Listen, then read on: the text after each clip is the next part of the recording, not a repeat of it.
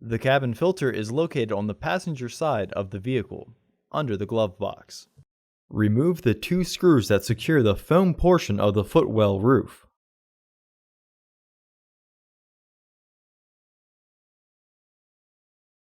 Pull the foam straight down to remove it.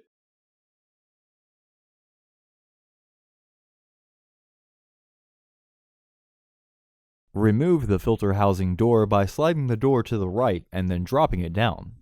Remove the old filter from the housing and clean out any debris inside. Install your new AQ1099 filter into the housing. Recommended replacement every 15,000 miles or 1 year. Refer to your vehicle owner's manual for specifications.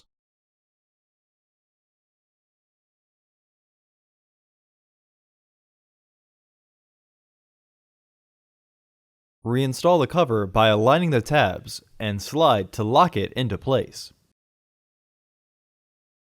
Reinstall the foam panel by aligning the holes.